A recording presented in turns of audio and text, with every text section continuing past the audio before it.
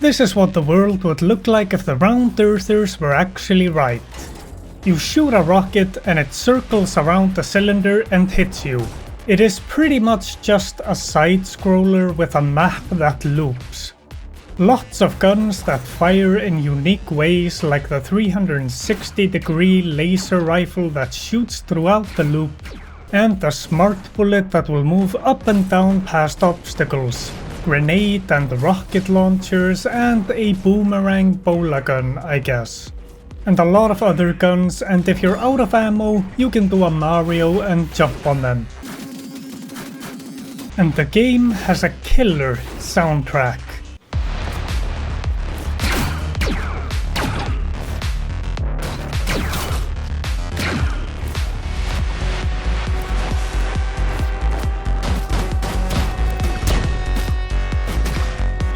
The aesthetic and art style is very much my cup of tea. There are 4 classes to choose from: Mercenary, specializing in bullet type weapons, Hellion with explosions and fire, Engineer, equipment and energy type weapons, and Marauder with shotguns and close combat in general. But you do have access to all the gun types no matter what class you are. And I never really noticed much of a difference between the classes, except for their abilities. Mercenary has this bullet frisbee, Hellion an explosive grenade, Engineer a turret, and Marauder has a shotgun grenade. The Engineer can hack keycard things and the Hellion can blow them up. After you select a class, you get to choose a gun. Actually, no, you get to pick up 1 or 2 guns that were chosen for you, and your ability. Then you get into the killing, but it isn't just mindless kill run. In chests, these cube things, and at the merchant you can buy perks, like lifesteal or a chance to stun, and you can level up and assign temporary upgrades like a triple jump, or a chance to fire a grenade when shooting. The upgrades are mostly random, but you can choose between 2 sets of 4 skills, and then chart your path through the upgrade tree. You need to connect the nodes from the bottom to be able to get the upgrade. Personally, I'd like to be able to just get whatever upgrade, but this makes it a little more interesting.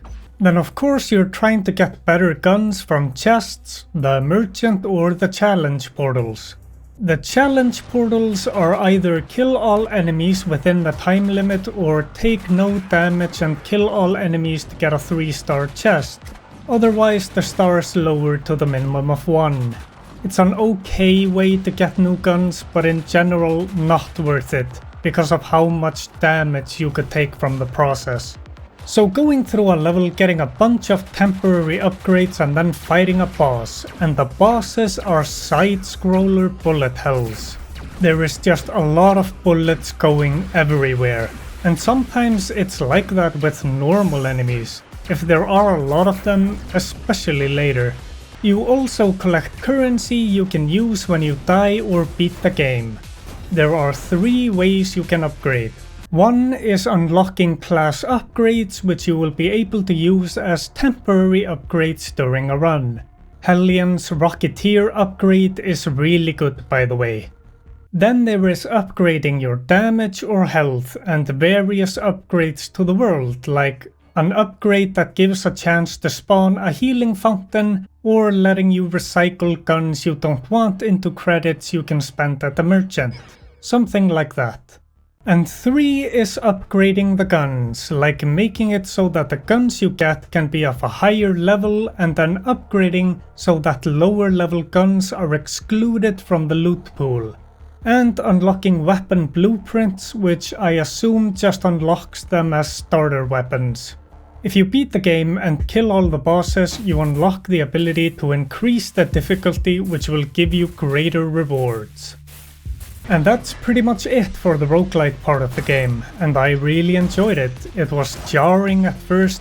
I had to get used to the cylindrical nature of the game, but once I got that, it became really fun. And when you get into a nice flow of bouncing on dudes and shooting them, that's when the dopamine hits.